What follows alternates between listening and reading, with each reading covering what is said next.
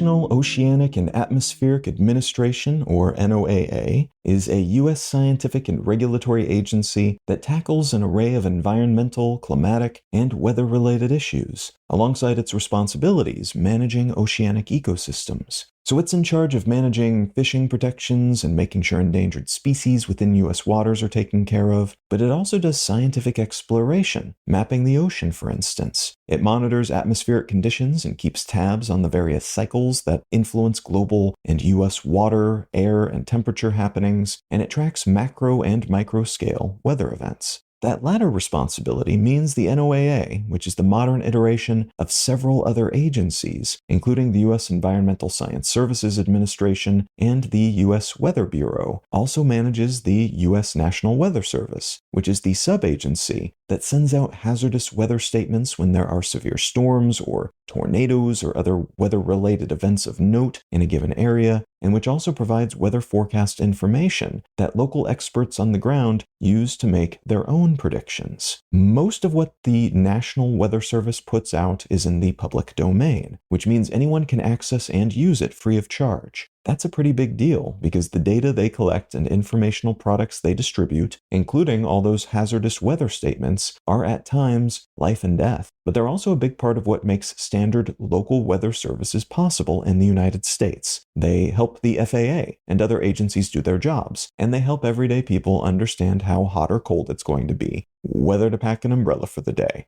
and so on. To accomplish all this, the NOAA and its sub-agencies make use of a bunch of facilities and other tracking resources to collect, aggregate, and interpret all of these data points, crunching them and spitting them back out as something intelligible and useful for their many and varied end users. They've got weather observation stations across the United States, many of them automated surface observing stations, which are exactly what they sound like. Automated stations that collect data about sky conditions, wind direction and speed, visibility, present weather conditions, temperature, dew point, and so on. Most of these are close to airports, as this information is also vital for figuring out if it's safe to fly, and if so, what accommodations pilots should be making for the weather and visibility and such. But they also collect data from smaller weather stations scattered across the country, around 11,000 of them, many operated by volunteers under the auspices of an effort called the Cooperative Observer Program that was established in 1890, and that is paired with another volunteer data collection effort called the Citizen Weather Observer Program. There are also weather buoys and weather ships lingering across the surface of the ocean and other bodies of water, tracking additional data like sea surface temperature and wave height at various points.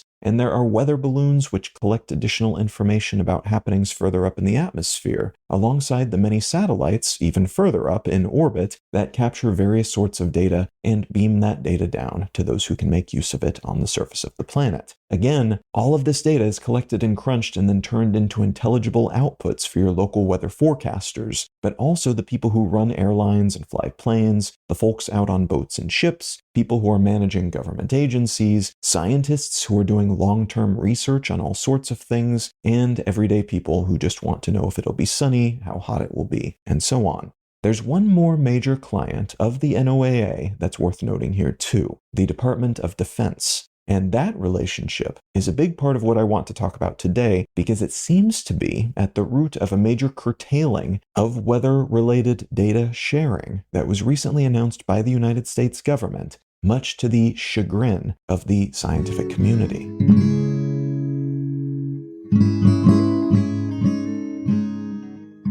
You're listening to Let's Know Things. I'm Colin Wright. I'm able to keep this show ad-free because of support from listeners like you. If you're finding value in what I'm doing here, consider becoming a paid supporter for the cost of a cup of coffee each month at letsknowthings.com. And as a thank you for your helping me keep this show solvent, you'll receive an additional bonus More Things episode each month.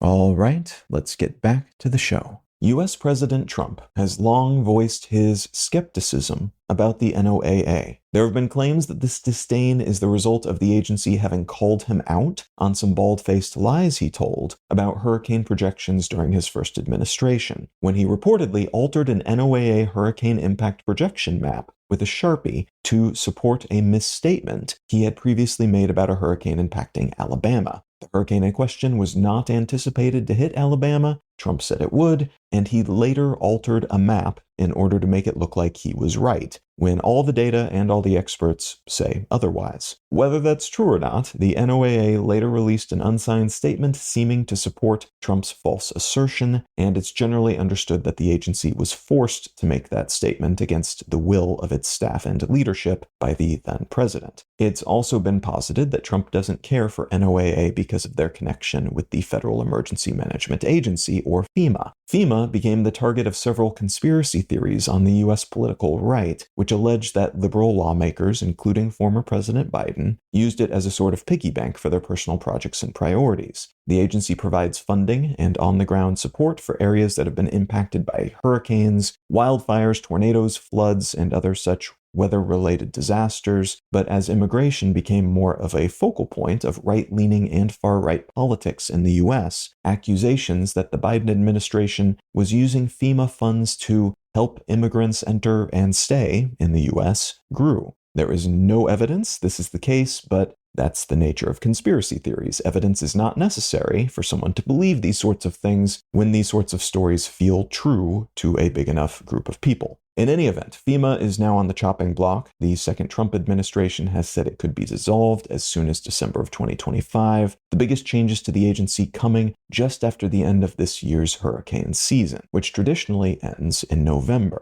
Trump himself said FEMA would be giving out less money to states recovering from weather disasters, and that a panel he has appointed will figure out exactly how to restructure or replace the agency. Now, to be clear, the president cannot kill FEMA. Only Congress can do that, and they have said that they intend to reform the agency by making it easier for disaster survivors to access resources and by moving FEMA from its current position under the Department of Homeland Security into its own independent agency. A big contrast to Trump's ambitions for the agency, which basically seems to be that FEMA should not do what it currently does, and the states should mostly or exclusively cover disaster costs and provide post-disaster resources out of their own pockets instead of the federal government helping out. So Trump seemingly has a thing against these sorts of agencies, has semi-regularly called climate change a hoax, doesn't seem to have any particular fondness for the idea of the US federal government helping out with local problems or the local consequences of larger scale problems like weather disasters, and has acted in a variety of ways to cut funding for science and public service related agencies and efforts across the board. All of that has been pretty fundamental to his platform since his first administration, and while the scientific community has sounded the alarm about these stances, saying what he is planning will put a lot of people and infrastructure at risk, and while this data and these resources are fundamental to reducing the damage, both human and otherwise, caused by such disasters in the US and globally to some degree, that doesn't seem to bother this administration, which usually cites cost-cutting as their rationale, but also regularly points at the concept of immigration to justify many of the decisions they make, including, inexplicably, some of these ones. So that is the context shaping the perception of an announcement made by the NOAA in the latter half of June 2025 that the agency would no longer be importing, processing, or distributing data from the Special Sensor Microwave Imager Sounder, or SSMIS system, as of June 30th, which was yesterday if you're listening to this episode on the day it's released. The agency cited recent service changes as their rationale for this cessation, and weather forecasters have been in a tizzy about this because the SSMIS system is pretty fundamental to what they do, especially when it comes to hurricane forecasting. The SSMIS is a satellite-based system that passively maps the whole planet twice a day from space in very, very high resolution.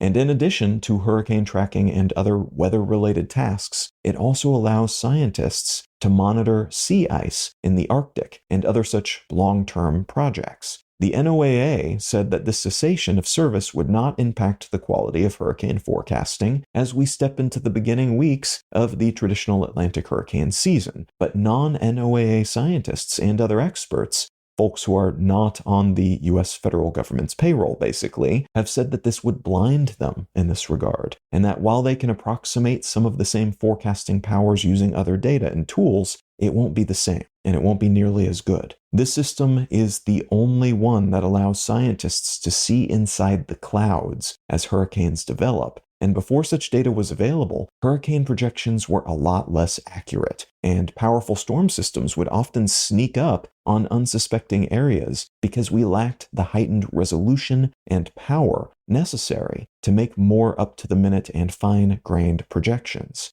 Also, and this is perhaps less of an immediate concern, but might be an even bigger long-term issue than deadly hurricanes, is that there's a more than 40-year-old study that's been tracking changes to polar sea ice in the Arctic and Antarctic that will no longer be feasible lacking this data. So everything that is influenced by global water cycles and sea levels, which is basically everything weather and climate related, and that means, well, everything on Earth could also be impacted by this new US government-imposed reduced visibility. All of that research is upended, made less useful, and all of us in turn could suffer some pretty significant consequences because we lack that high-resolution understanding of what's going on over time. What's worse is that this announcement was made just days before this source of data was scheduled to disappear, leaving them without time to cobble together less good but serviceable replacements for everything they'll be losing as a consequence of these changes.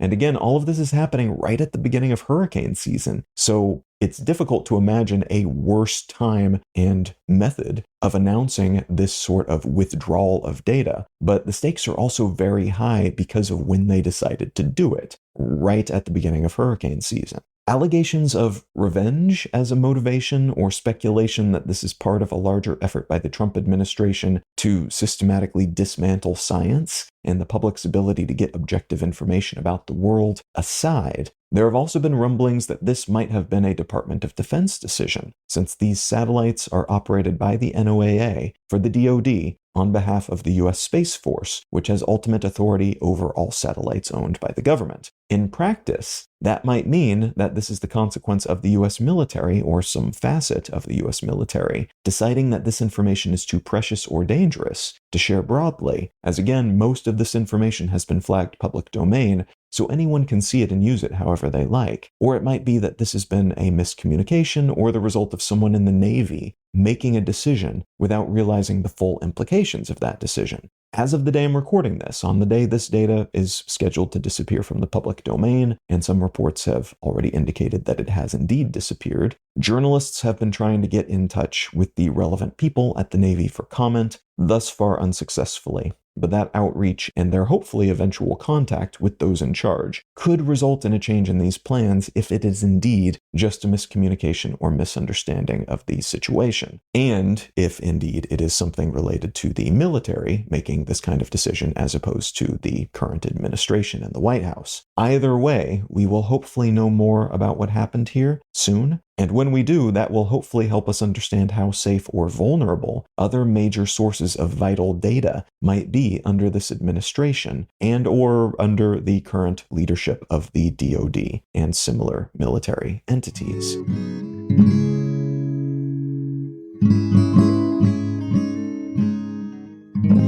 The book I'd like to recommend today is called Superbloom: How Technologies of Connection Tear Us Apart by Nicholas Carr. I'm going to read you the publisher-provided summary of this book, as I think it does a pretty good job of describing what it's about. Quote, "From the telegraph and telephone in the 1800s to the internet and social media in our own day, the public has welcomed new communication systems. Whenever people gain more power to share information, the assumption goes, society prospers. Superbloom tells a startlingly different story. As communication becomes more mechanized and efficient, it breeds confusion more than understanding, strife more than harmony. Media technologies all too often bring out the worst in us." End quote. This was a very good read with some important historical context for the moment that we are in, where communication channels have never been more empowering while at the same time being more muddling, and have seldom carried so much noise as they currently do, that noise often concealing the signal that we're actually looking for. Now, if any of that sounds interesting to you, consider picking up a copy of Superbloom by Nicholas Carr.